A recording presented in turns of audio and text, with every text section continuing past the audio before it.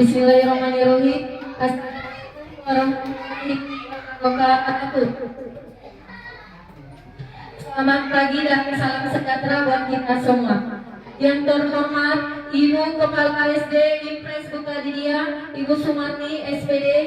Yang saya hormati rekan-rekan guru dan staf SD Impres Bukadidia. Puji syukur kita panjatkan kehadirat Allah Subhanahu wa Ta'ala atas rahmat dan hidayahnya lah sehingga kita dapat berkumpul di tempat ini dalam melaksanakan diseminasi budaya positif di sekolah. Adapun susunan acara pada hari ini yaitu pertama pembukaan. Marilah kita sama-sama mengucapkan basmalah. Acara kedua, menyanyikan lagu Indonesia Raya. Hadirin dipersilakan berdiri.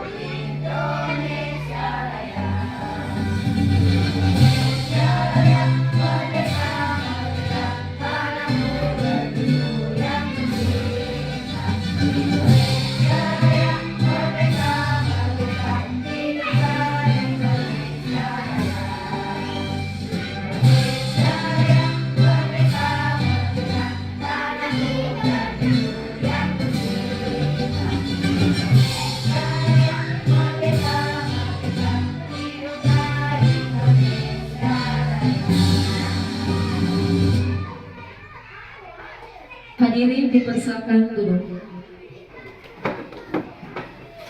Acara ketiga, sambutan Kepala Sekolah SD Impres Bukadidia.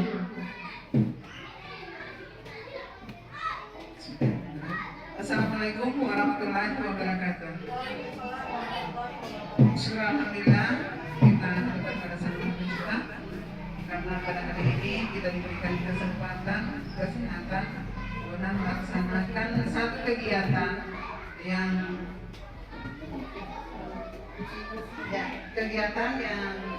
diprogramkan oleh Ibu Husnitarsari, yaitu diseminasi budaya positif di SD Impres Bukadidia. Tidak pemula kita hadirkan salam kepada Muhammad SAW, Nabi yang menjadi tuntunan kita, menjadi panutan kita hingga akhir zaman. Teman-teman sekalian, hari ini kita amat bangga karena di antara kita ini ada teman yang melaksanakan satu kegiatan berkaitan dengan tugasnya yang diberikan amanah nantinya menjadi seorang guru penggerak. Dan di kurikulum Merdeka ini adalah salah satu bagian dari materi-materi dan kegiatan-kegiatan pembelajaran yang harus dilaksanakan. Olehnya itu teman-teman sekalian, saya berharap agar kegiatan ini bisa berlanjut dengan lancar. Mohon dukungan teman-teman dari ini untuk Ibu Husnitarsari diberikan support, ya. Nanti di dalam kegiatannya itu tolong kalau misalnya Ibu Husnita membutuhkan bantuan teman-teman itu diberikan, ya, saat bersyukur sehingga yang bermanfaat dengan adanya Ibu Husnitarsari ini sebagai calon guru penggerak itu bisa menjadi motivasi buat teman-teman yang lain, baik yang sudah P3K ataupun yang baru mendaftar menjadi P3K. Karena kenapa kita dapatkan ini sebagai guru penggerak ini amatlah banyak. Jadi nanti ke depannya dari kementerian sendiri bahwa yang akan diutamakan nantinya menjadi pemimpin di satu sekolah, dalam hal ini menjadi kepala sekolah, itu akan direkrut dari guru penggerak. Itu bisa mendaftar lagi sebagai guru penggerak, ya. Dan dan saya ucapkan juga selamat pada teman-teman yang sudah lulus administrasi sebagai guru P3K nantinya, mudah-mudahan dilancarkan. Dan kita di sini alhamdulillah sudah ada bakat, ya, sudah ada bakat. Tuhan memberikan kesabaran, kesehatan, dan kemampuan dalam mengikuti setiap kegiatan sebagai calon guru penggerak. Dan yang terakhir mungkin saya akan sampaikan ke Ibu Sinta, di dalam mengikuti kegiatan calon guru penggerak ini, apapun masalah yang kita hadapi, itu kita harus harus sabar, sehingga tidak ada kata menyerah. Ya, mudah-mudahan Tuhan ridhoi dan sampai di ujung dinyatakan lulus dengan nilai terbaik. Amin. Mungkin ini yang bisa saya sampaikan, kegiatannya bisa dilanjutkan, dan saya akhiri dengan ucapan wabillahi taufiq wal hidayah. Wassalamualaikum warahmatullahi wabarakatuh. Baiklah, terima kasih. Acara keempat inti. Jadi saya akan memaparkan materi dari modul 1.4, yaitu budaya positif di sekolah. Dan di mana tujuan pendidikan menurut Ki Hajar Dewantara adalah menuntun segala kodrat yang ada pada anak-anak agar mereka dapat mencapai keselamatan dan kebahagiaan yang setinggi-tingginya, baik pada sebagai manusia maupun sebagai anggota masyarakat. Oleh sebab itu, kita dapat memahami bahwa sekolah diibaratkan sebagai tanah tempat bercocok tanam, sehingga guru harus mengusahakan sekolah menjadi lingkungan yang menyenangkan, menjaga dan melindungi murid-murid dari hal yang tidak baik. Dengan demikian, karakter murid tumbuh sesuai dengan profil pelajar Pancasila. Adapun budaya-budaya positif,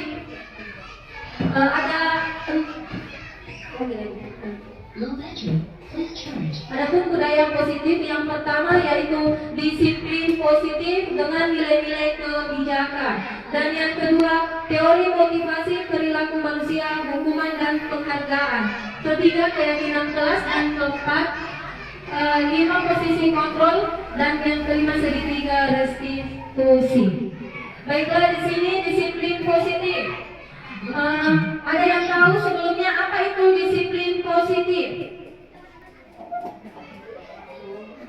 Contohnya seperti apa, Bu? Disiplin positif. Ya, yaitu penerapan disiplin yang dilakukan dengan tidak kekerasan ataupun hukuman. Ya, betul sekali. Ada yang lain?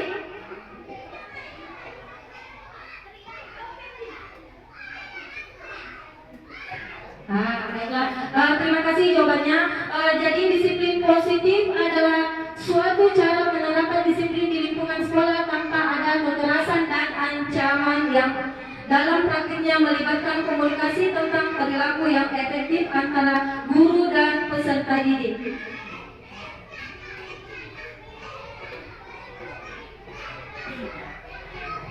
Di sini Dr. William Gasar meluruskan beberapa mikrobasic tentang makna kontrol. Ilustri guru mengontrol murid. Dan yang kedua, pada dasarnya kita tidak dapat memaksa murid untuk berbuat jika kalau murid tersebut memilih untuk tidak melakukannya, walaupun tempatnya sedang mengontrol perilaku murid. Hal demikian terjadi karena murid sering mengizinkan dirinya dikontrol. Saat dibentuk, kontrol guru menjadi kebutuhan dasar yang dipilih murid tersebut. Jadi teori kontrol ini mengatakan bahwa semua perilaku memiliki tujuan dan bahkan terhadap perilaku yang tidak sesuai. Jadi penguatan positif atau bujukan adalah membentuk kontrol segala usaha untuk mempengaruhi murid agar mengulangi suatu perilaku tertentu adalah suatu usaha untuk mengontrol murid tersebut dalam jangka waktu tertentu.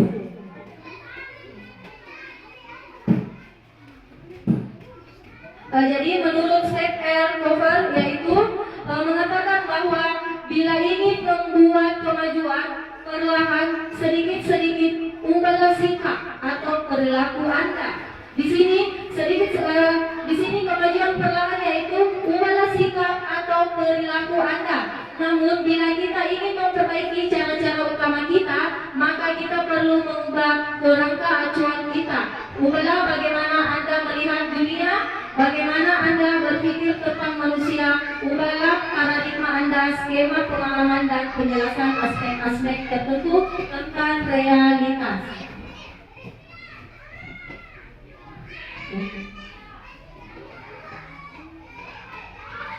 Di sini contoh-contoh nilai kebijakan institusi atau organisasi. Yang pertama yaitu profil pelajar Pancasila, yang dimana menekankan bahwa beriman dan bertakwa kepada Tuhan Yang Maha Esa, berakhlak mulia, beribadah global, gotong royong, mandiri, kreatif, dan bernalar krisis. Ini yang kita lakukan di dalam sekolah, yaitu P5 yang sudah kita terapkan yang kemarin ya. Kemudian IPO Primarias program YP, toleransi rasa hormat, integritas, mandiri, menghargai, antusias, empati, ingin tahu, kreatif, kerjasama, percaya diri, dan komitmen. Di sini kita sesama guru tidak memandang siapa yang senior atau yang junior. Kemudian anak-anak juga kita di sini harus saling menghormati dan menyayangi dan bekerja sama satu sama lain. Kemudian keterampilan hidup dapat dipercaya, lurus hati, pendengar yang aktif, tidak merendahkan orang lain, memberikan yang terbaik dari diri. Di sini kita tidak boleh merendahkan, misalnya ada teman kita yang misalnya dia tidak pede, jadi di sini kita harus memberikan dia semangat atau motivasi bagaimana sehingga dia percaya hatinya. Kemudian DSFT Essential Virtues, yaitu empati, suasana, kontrol diri, rasa hormat, kebaikan, dan toleransi keadilan. Di sini teori-teori perilaku manusia ada 3. Yang pertama yaitu untuk menghindari ketidaknyamanan atau hukuman yang akan terjadi apabila tidak dilakukan. Di sini pun untuk menghindari ketidaknyamanan apa yang terjadi bila saya tidak melakukannya. Kemudian yang kedua, mendapatkan imbalan dari orang lain atau instruksi apa yang saya dapatkan bila saya melakukannya, itu motivasi eksternal. Dan ketiga, untuk menghargai diri sendiri, saya akan menjadi orang yang seperti apa bila saya melakukannya. Di sini yang pertama yaitu untuk menghindari ketidaknyamanan atau hukuman. Biasanya ada anak-anak yang cepat datang ke sekolah karena tidak menghindari hukuman. Di sini guru biasanya membuat ya bagi siswanya yang terlambat, biasanya guru marah-marah. Kenapa terlambat? Kemudian yang kedua yaitu untuk mendapatkan imbalan. Biasanya ada anak-anak yang dapat imbalan ya, yang bisa jawab saya kasih permen. Biasa guru-guru seperti itu ya. Kemudian yang ketiga, untuk menghargai diri sendiri. Saya akan menjadi orang yang seperti apa bila saya kemudian di sini hukuman, konsekuensi, dan restitusi. Suatu yang menyakitkan harus terjadi. Konsekuensinya sesuatu yang harus terjadi. Restitusi merupakan pilihan. Di sini tindakan guru mencatat 100 kali di dalam buku kalimat, saya tidak akan terlambat datang ke sekolah. Ini yang biasa dilakukan oleh guru-guru di kelas, termasuk saya sendiri. Biasanya anak-anak kita yang terlambat atau yang nakal saja kita kasih hukuman bahwa menulis kita sebanyak 1 bukunya, tulis saya tidak nakal lagi. Sebenarnya di sini pun kita tidak bisa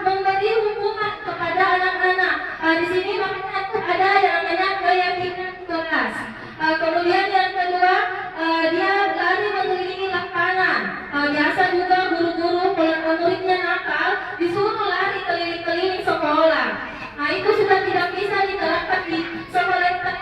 Nanti kita akan menjelaskan tentang mengenai keyakinan kelas ya. Lanjut.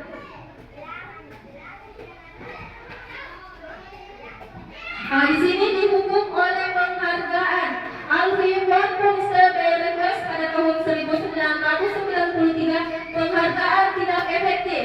Suatu penghargaan adalah suatu beta atau peristiwa yang diinginkan yang dibuat dengan persyaratan hanya jika Anda melakukan hal ini, Anda akan mendapatkan penghargaan yang diinginkan. Kemudian yang kedua, jika saya mengharapkan sesuatu penghargaan dan tidak mendapatkannya, maka saya akan kecewa dan berkecil hati. Kemungkinan lain kali saya tidak akan berusaha sekeras sebelumnya. Dan yang ketiga, kelas. Setiap tindakan atau perilaku yang kita lakukan di dalam kelas dapat menentukan terciptanya sebuah lingkungan yang positif. Perilaku warga sekolah tersebut menjadi sebuah kebiasaan yang akhirnya membentuk sebuah budaya positif. Dalam mewujudkan perilaku warga sekolah yang memiliki budaya positif, hal yang pertama yang perlu diciptakan adalah disepakati adalah membuat keyakinan-keyakinan atau prinsip-prinsip dasar bersama di antara para warga kelas untuk mendapatkan nilai dan kebijakan yang disepakati bersama.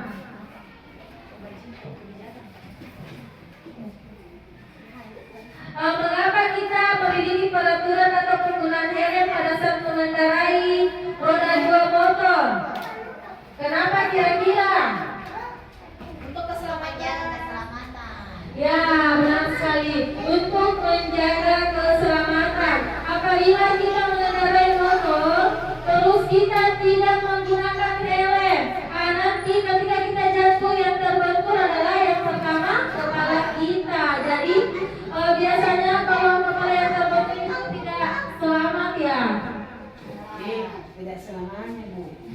Saya tuh selamat.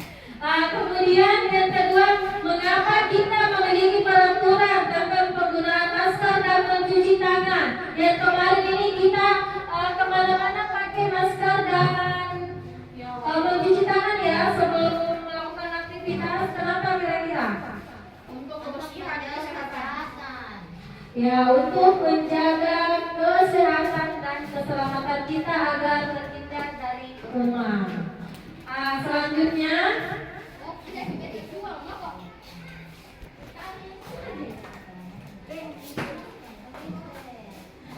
nilai-nilai keselamatan atau kesehatan inilah yang kita disebut sebagai suatu keyakinan. Ini contoh keyakinan kelas di kelas saya itu yang kelas 2. Jadi mungkin teman-teman atau rekan-rekan bisa membuat keyakinan kelasnya masing-masing. Setiap kelas harus memiliki keyakinan kelas. Kenapa? Karena apabila anak-anak kita terlambat, kita bisa mengingatkan lagi kembali keyakinan kelas apa yang telah mereka buat atau disepakati bersama. Contohnya pada kelas 2 itu keyakinan kelasnya yang pertama disiplin. Disiplin itu contohnya seperti disiplin waktu, datang ke sekolah tepat waktunya. Kemudian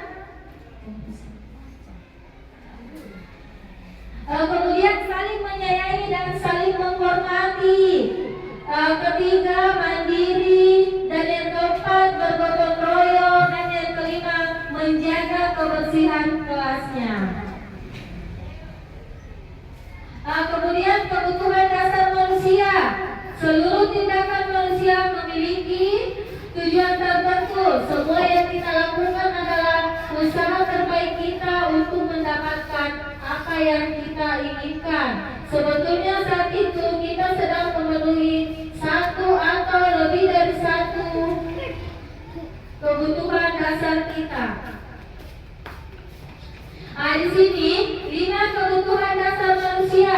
Yang pertama yaitu survival atau bertahan hidup. Yang kedua love belonging atau kasih sayang. Dan yang ketiga power atau penguasaan. Keempat freedom kebebasan. Dan yang kelima yaitu Beda. Jadi 5 kebutuhan dasar manusia itu yang pertama, kebutuhan untuk bertahan hidup, survival, kebutuhan yang bersifat fisiologis untuk bertahan hidup, misalnya kesehatan, rumah dan makanan. Dan yang kedua, cinta dan kasih sayang. Kebutuhan ini memberi dan menerima kasih sayang dan kebutuhan untuk merasa menjadi bagian dari suatu kelompok. Dan yang ketiga yaitu power. Kebutuhan ini meliputi keinginan untuk yang dianggap berharga, bisa membuat perbedaan, bisa membuat pencapaian, kompeten, diakui, dihormati, meliputi self-effort dan keinginan untuk meninggalkan pengaruh.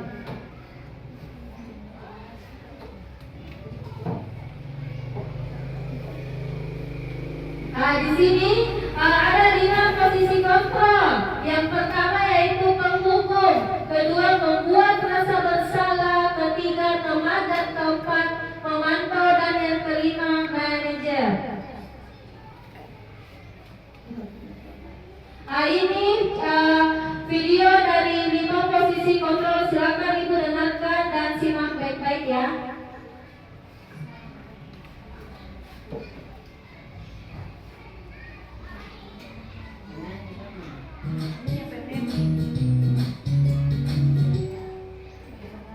Salam bahagia Ibu dan Bapak Guru hebat.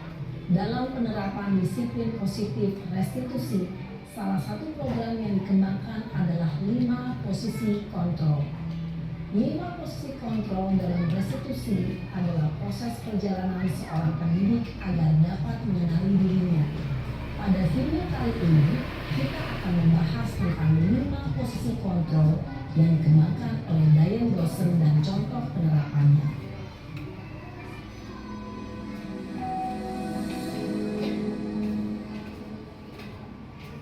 Lima posisi kontrol itu adalah 1. Posisi penghukum, 2. Posisi pembuat merasa bersalah, 3. Posisi teman, 4. Posisi pemantau atau monitor, dan 5. Posisi manajer. Untuk lebih memahami kelima posisi tersebut, mari kita saksikan kasus Naren yang terlambat hadir 20 menit di sekolah dan melihat bagaimana kelima posisi kontrol dalam menghadapi masalah tersebut.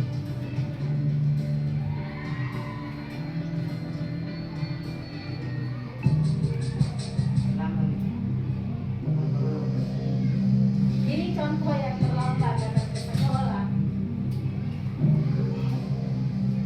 Naren, sini kamu. Selamat pagi, Bu. Selalu terlambat. Kamu deh, pasti terlambat. Maaf, Bu. Saya Apa? Apa coba? Alasan kamu apa lagi? Kapan sih kamu tidak terlambat? Malas sekali ya kamu jadi anak. saya Dasar pemalas. Gak kapok-kapok sih kamu. Sudah berapa kali terlambat? Sana, kamu keliling lapangan basket 2 kali. kenapa saya harus keliling lapangan basket, Bu? Kenapa? Kamu melawan ibu. Berani-beraninya jawab. Sudah terlambat, masih berani jawab pula. Sekarang, keliling lapangan basket 5 kali sekalian. Biar kapok. Cepat. Pergi sana ke lapangan basket. Posisi penghukum biasanya berbicara dengan nada tinggi, menghardik, menunjuk-nunjuk, menyakiti, dan menyindir. Hukuman bisa berupa fisik maupun psikis. Ibu dan Bapak Guru hebat. Dampak yang terjadi pada murid ketika guru berada pada posisi penghukum adalah murid cenderung akan memberontak, bahkan menyimpan dendam.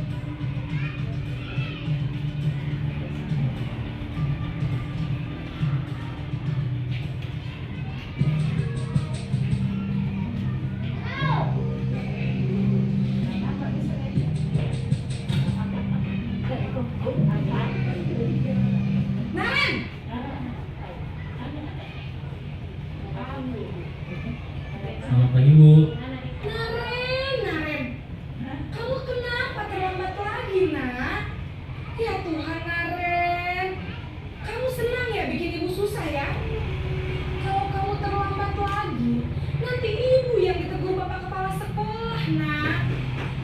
ibu tidak bisa membina kamu. Duh, gimana ini? Maaf Bu. Duh, Gusti Naren. Kamu suka ya kalau ibu ditegur bapak kepala sekolah? Terus, sekarang ibu harus tulis apa ini di buku absen? Ini kamu sudah sering terlambat loh. Ibu harus apa coba? Maaf Bu. Maaf sekali. Ya sudah, lain kali jangan bikin ibu susah lagi ya nak ya. Ibu tidak akan kuat lagi kalau kamu begini terus. Bisa jantungan kalau ibu tegur bapak kepala sekolah. Sekarang cepat, kelas. Maaf ya Bu. Maaf sekali. Posisi pembuat rasa bersalah berbicara dengan nada tenang, cenderung lembut. Namun kata-kata yang diutarakan membuat murid merasa menjadi orang yang gagal, memandang buruk dirinya sendiri, merasa tidak berharga, dan tidak sanggup membahagiakan orang lain. Ketika guru mengambil posisi pembuat rasa bersalah, murid akan menganggap dirinya yang bersalah dan ia akan menyimpan emosi negatif tersebut di dalam dirinya.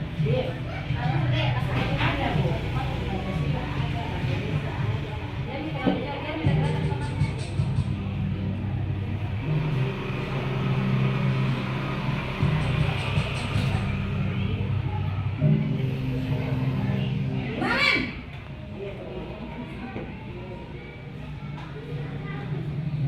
Selamat pagi Bu. Wah, sudah jam berapa ini nak? Terlambat lagi ya sayang. Iya Bu. Habis ibu saya lupa bangunkan saya Bu. Kamu malah menyalahkan ibu kamu. Kamu bukan anak kamu yang paling kencang. Kok terlambat sih?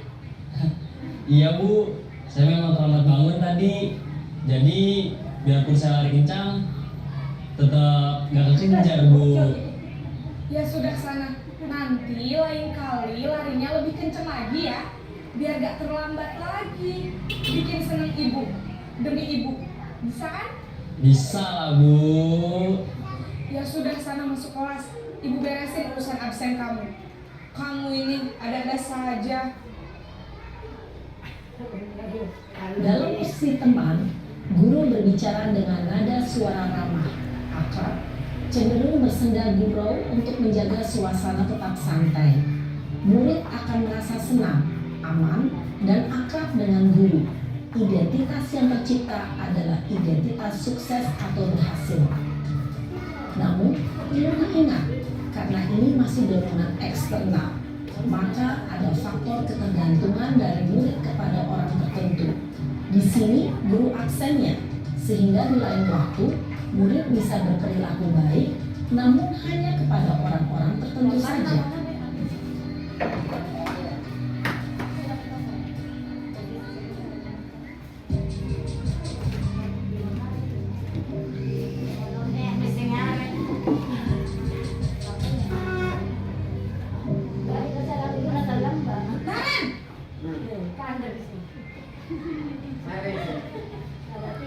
Selamat pagi Bu. Naren, apa peraturan sekolah kita tentang jam berapa kita harus masuk sekolah, nak? Kita harus di sekolah jam 7 Bu. Iya betul, sekarang sudah jam 7.20. Naren sudah tahu konsekuensinya jika terlambat hadir. Paham Bu. Saya harus tinggal kelas pas jam istirahat selama 20 menit. Iya benar, konsekuensinya demikian. Jadi nanti jam 9.30 pas istirahat, kamu harus tinggal di kelas, kerjakan tugas tambahan untuk ketertinggalan kamu, ya? Baik Bu. Posisi pemantau mengandalkan penghitungan atau data untuk mengontrol murid. Guru mengarahkan murid berdasarkan peraturan dan konsekuensi. Seorang pemantau menunjukkan bahasa tubuh dan ekspresi wajah yang datar dan cenderung formal.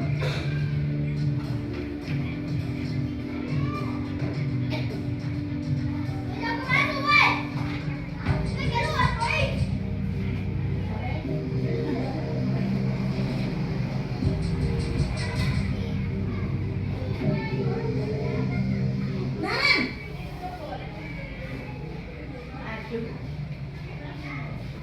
pagi Bu. Selamat pagi Naren. Maaf Bu, saya terlambat. Iya, sekolah masuknya jam 7, sekarang sudah jam 7.20. Jadi sekarang bagaimana ini Naren? Maaf Bu, saya lupa start alarm saya semalam. Baiklah, menurut kamu, keyakinan sekolah yang mana yang perlu kamu tingkatkan? Menghargai diri sendiri dan orang lain mungkin ya Bu. Setuju. Jadi, apakah Naren meyakini prinsip saling menghormati tersebut? Iya Bu, saya meyakininya. Apakah Naren bersedia memperbaiki masalah keterlambatan ini? Bersedia Bu. Bagaimana kamu akan perbaiki masalah keterlambatan ini? Saya akan coba untuk tidak lupa menyetel alarm saya Bu. Baik, kalau Naren lupa menyetel alarm di rumah, ada orang yang kira-kira bisa bantu mengingatkan tidak? Ada Bu, kakak saya, Kak Emma. Ada lagi selain Kak Emma? Selain Kak Emma, ada ibu saya. Baik, jadi yang mengingatkan Naren adalah Kak Emma dan ibu kamu ya? Kira-kira akan mulai setel alarm kapan nih Naren? Setelah pulang sekolah, akan segera saya lakukan. Baik, jadi Naren akan setel alarm untuk bangun besok pagi dan akan diingatkan oleh kakak dan ibu dan Naren ya. Ada lagi yang mungkin perlu dilakukan Naren agar tidak terlambat bangun lagi. Tidak ada Bu. Baik Naren, terima kasih untuk kerjasama kamu. Sekarang kamu perlu kembali ke kelas untuk belajar. Baik Bu, terima kasih. Posisi manajer adalah posisi kontrol yang disarankan untuk membimbing murid memiliki sikap disiplin yang positif, yaitu murid yang mandiri, bertanggung jawab, dan dapat memecahkan masalah. Tujuan dari posisi ini adalah agar murid dapat berefleksi atas tindakannya.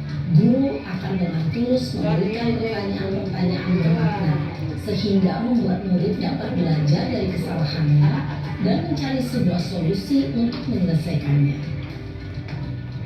Ibu dan Bapak guru hebat, setelah mengamati adegan kelima posisi kontrol tadi, kira-kira posisi mana yang paling ideal? Posisi mana yang dapat menunjang motivasi intrinsik murid? Ya, tentu posisi manajer. Posisi ini memang posisi ideal yang ingin dituju setiap pendidik. Pada posisi inilah, guru dapat menerapkan disiplin positif yang berpihak pada murid, yang memerdekakan murid. Perjalanan seorang pendidik tentunya tidak mudah untuk sampai pada posisi seorang manajer. Namun, tujuan kita pasti, yaitu menciptakan murid-murid yang mandiri, merdeka, dan bertanggung jawab.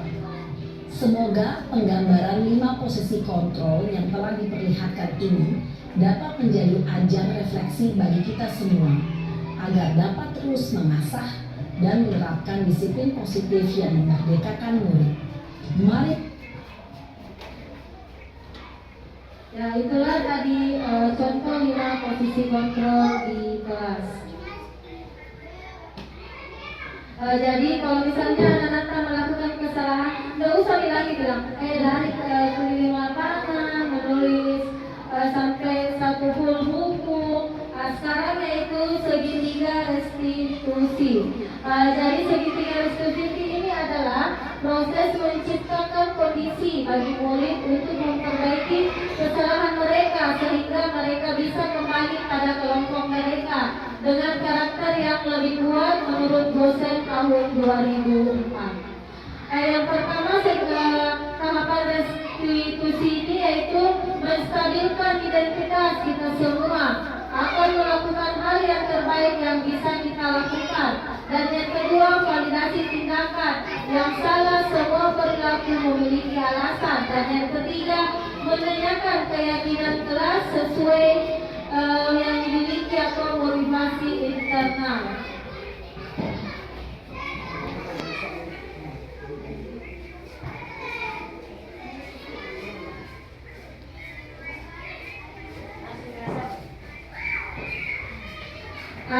Di sini ciri-ciri restitusi yang pertama yaitu restitusi bukan untuk menebus kesalahan, namun untuk belajar dari kesalahan.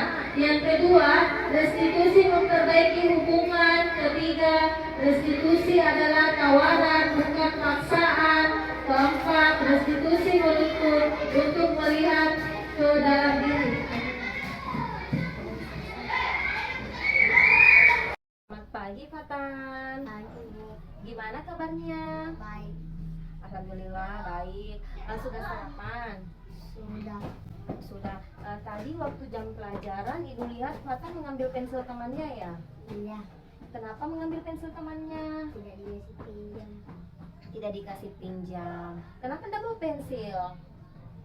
Karena tidak ada pensil. Tidak ada pensilnya. Kemarin kan Ibu guru bilang kalau sebelum ke sekolah malamnya dipersiapkan Pensil. alat tulisnya, seragamnya, ya kan? Kenapa Fatan tidak bawa?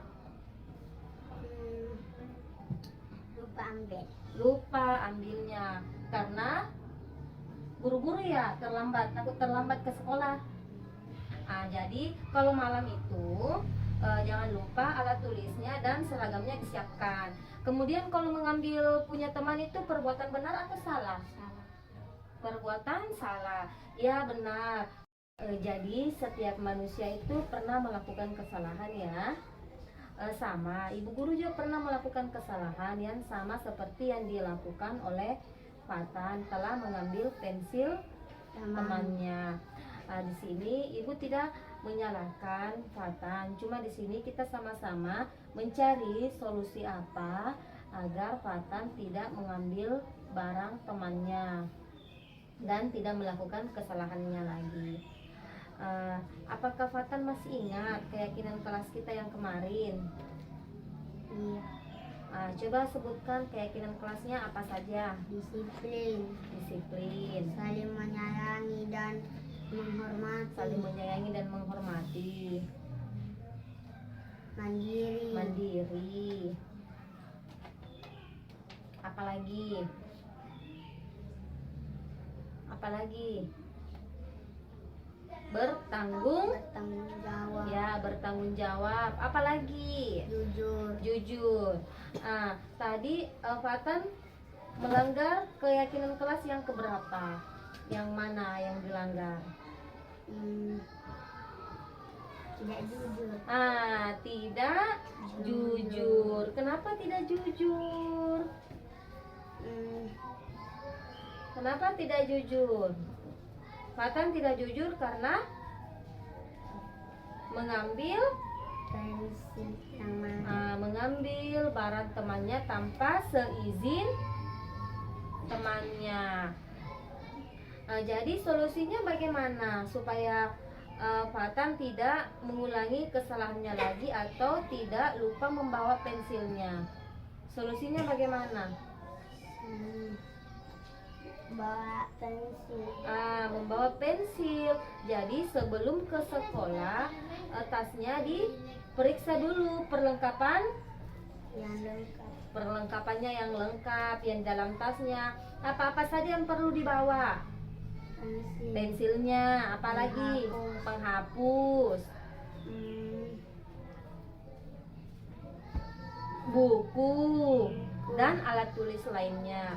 Tapi kalau misalnya Fatan lupa membawa pensil, boleh izin pinjam punya temannya yang pensilnya lebih dari Satu. yang lebih dari satu. Pinjam punya temannya. Kalaupun tidak dikasih pinjam, Fatan boleh minta izin balik ke rumah. Kalau rumahnya dekat, bisa balik ke rumah mengambil pensilnya. Karena tadi Fatan kan buru-buru ke sekolah, jadi sampai-sampai pensilnya dilupa. Tapi lain kali jangan lagi ya mengambil punya temannya. Jadi tidak boleh lagi ya diambil punya temannya, harus minta izin. Jadi Fatan mau berubah mulai kapan? Sekarang. Mulai sekarang, bagus sekali. Jadi kalau tidak punya pensil boleh pinjam punya temannya ya. Minta izin, jangan langsung mengambil, oke? Ya sekarang boleh balik ke kelas ya. Ya boleh balik ke kelasnya. Itulah paparan yang tadi saya jelaskan. Saya ucapkan wabillahi wal taufiq wal hidayah. Wassalamualaikum warahmatullahi wabarakatuh.